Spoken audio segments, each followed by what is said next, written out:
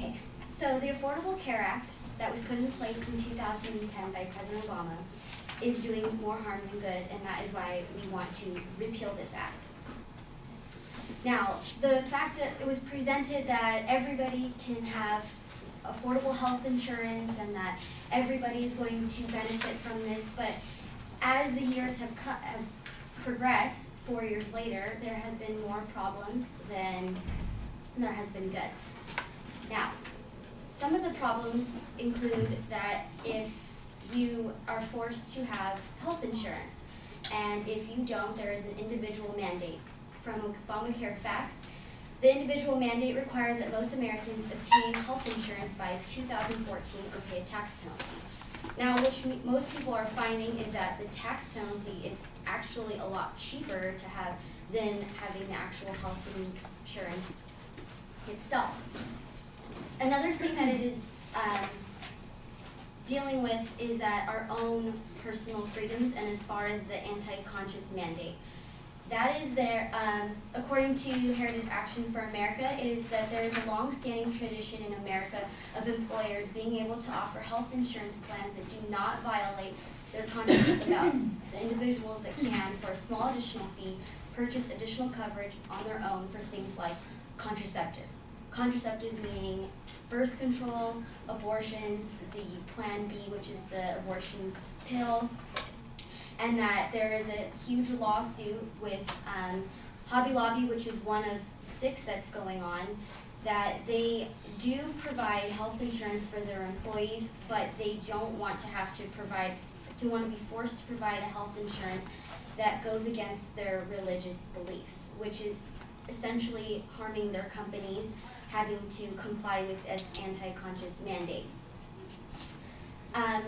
The fact that there is the mandatory insurance, that under the ACA for the first time in the U.S., the history, the federal government requires the citizens to purchase this particular product, the health insurance.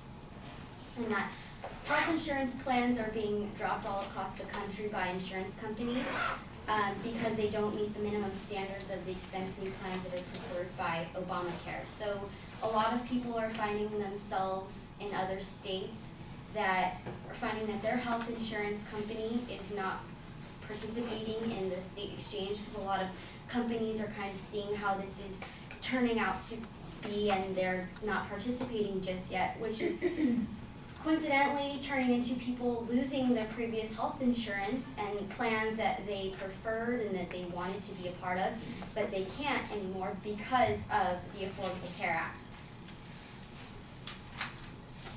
And there has been also the rise in costs is a big issue. From the Fox News, a so-called reassurance fee, which will be applied with some health insurance this year.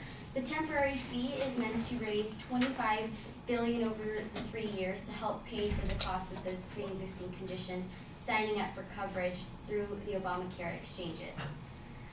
The fee would start at $63 per person and then drop a little bit more to $40 per person in 2015. If it would drop again the following year, critics say that this could result in higher premiums, much like the annual tax on health insurance. So they present it as it starts to decrease with the amount that you pay, but then that adds up in the premiums that you have to pay per month for your health insurance. According to the CNN Money, the monthly fees the consumers have to get coverage continue to rise much faster than 2% of the overall inflation. And these average premiums rose 8% for the individual coverage and 9% for family coverage, according to the Kaiser Family Foundation.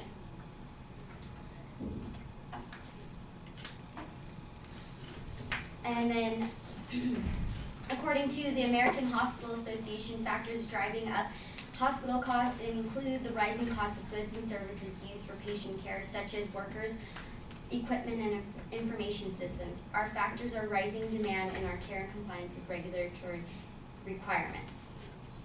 So with all of these, in fact, with the rising costs and higher premiums and people losing their jobs because of losing more time that they had with their job, if they were working 34 hours a week, they are now finding themselves working 29.9 hours a week, just so that employers can cheat this system that is supposedly so great that they could cut their hours, and therefore they don't have to pay for their health insurance.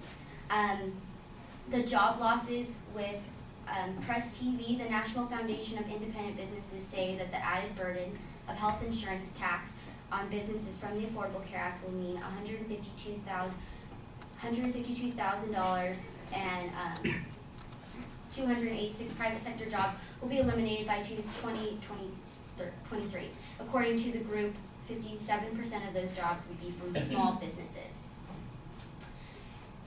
And so with all these negative effects, we should repeal the Affordable Care Act.